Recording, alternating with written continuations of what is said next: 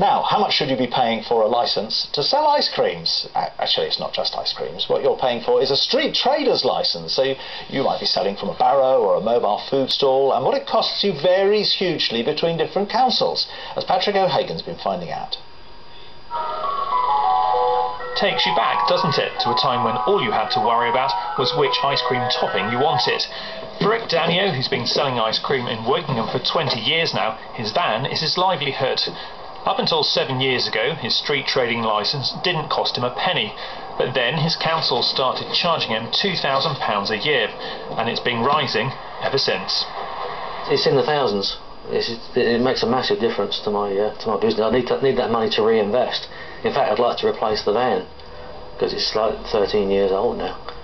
So, but I just can't do it with the money they're taking out of my own business. What's more frustrating for Rick is knowing that someone just a few miles down the road from his patch in Wokingham needs sell far fewer lollies to break even. It seems to be up to each individual council to see what they can get out of each individual ice cream man. It's grossly unfair.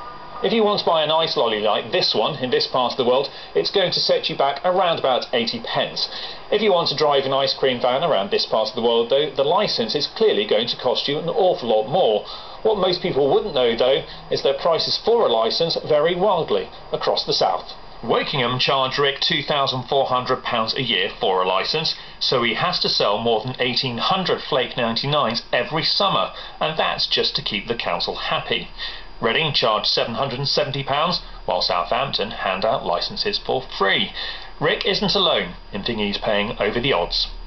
Yes, it does seem grossly unfair on the face of it. When we did a survey over the last few days, the sort of rates that most councils charged for these kind of street traders licences, it does seem somewhat excessive, because the average came out at between £500 and £1,000 a year for an ice cream seller.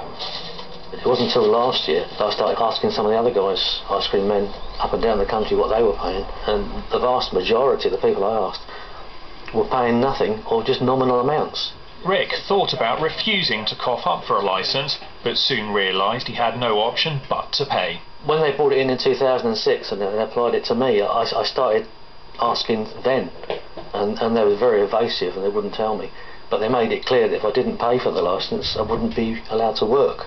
Wokingham Council wouldn't let us interview anyone, but told us its fees are in line with most Berkshire councils.